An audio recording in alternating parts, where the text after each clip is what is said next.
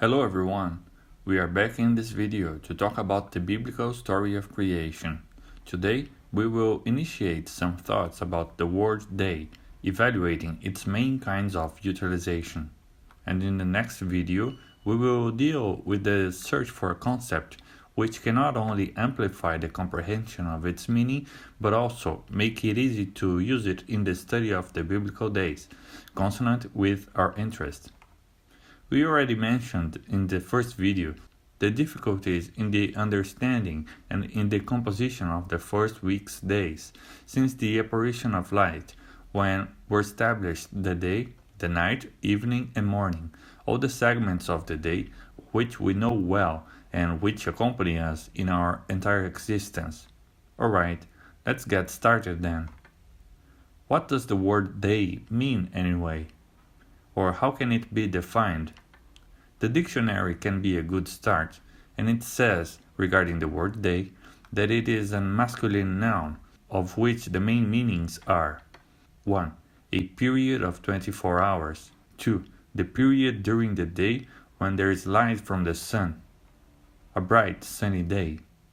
In other words, according to these definitions, the word day has two main meanings, both the light period, 12 hours, and also the period composed by the junction of light and darkness, 24 hours.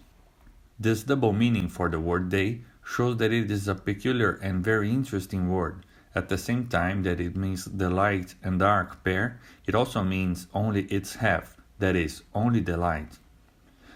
This does not happen with any other period of time, which always show well-defined durations, although with small variations, but without allowing a second meaning or two different meanings at the same time. For instance, a week will always have 7 days and never 3.5 days. A month will always have 4 weeks and it will never mean 2 weeks. And finally, the year, which will always have 12 months and will never indicate additionally its half or 6 months.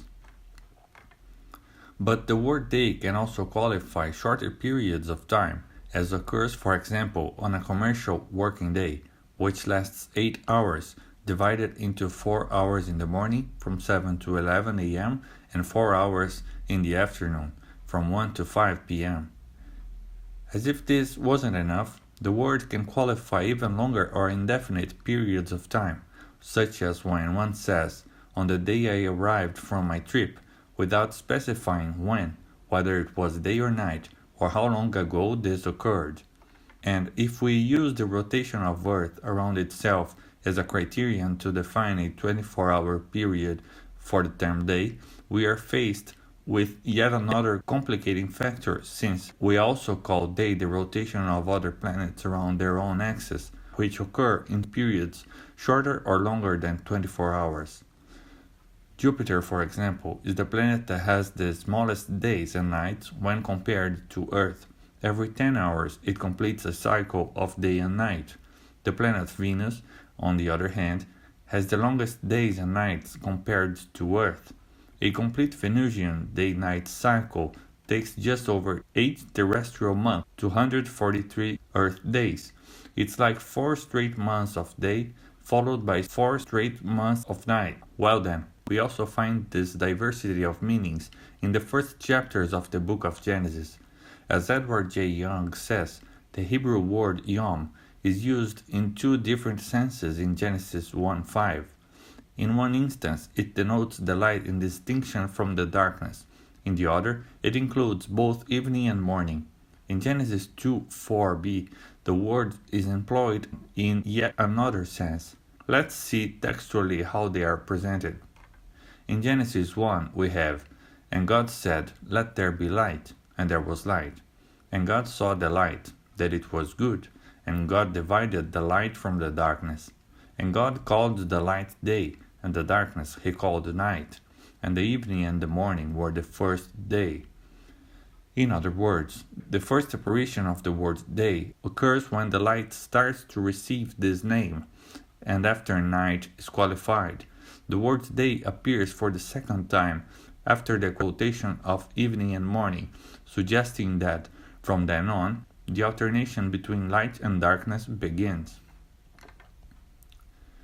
In addition to these two meanings that we saw in chapter 1, in the first sense only light and in the second light together with darkness, the author mentions this quote from chapter 2 as the third sense for the word day. Genesis 2. These are the generations of the heavens and of the earth when they were created, in the day that the Lord God made the earth and the heavens. Well then, and in the Old Testament, the same Hebrew word yom, translated as day, appears also with a variety of meanings. A period of light, in contrast with the period of darkness. General term for time. Point in time. Sunrise to sunset. Sunset to the next sunset. A year. Time period of unspecified length. A long but finite span of time. As James Stambaugh informs us in relation to the days of the first week, the discussion about even longer periods of time for each of the first 6 days has gained strength recently. The length of the creation days in Genesis 1 has caused a huge controversy in Bible interpretation among evangelicals for the past 150 years. Many have sought to redefine the term in light of the naturalistic assumptions of modern scientism. Those who claim that the word day means a long time point out that the Hebrew word can have a number of meanings, only one of which is a 24-hour day. They try to further consolidate their position by quoting Psalm 90 and Peter's second letter, comparing the day with 1,000 years, which says, Psalm 90, For 1,000 years in thy sight are but as yesterday when it's past, and as a watch in the night. And in Peter, But beloved, be not ignorant of this one thing, that one day is with the Lord as 1,000 years, and 1,000 years as one day. Very well.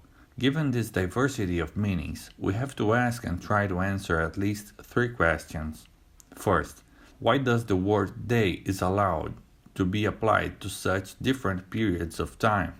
Second, how could the word day be interpreted in order to meet all of its types of use? And third, how to qualify the word day so that it can be easier to understand and speed up its use in the study of the days? Well, addressing these questions is what we're going to do in the next video, as we talk about a concept that can better fill in the meaning of the word day. See you in the next time. If you liked this video, like it and share it with your friends. Subscribe to our channel and don't forget to comment below. God bless us.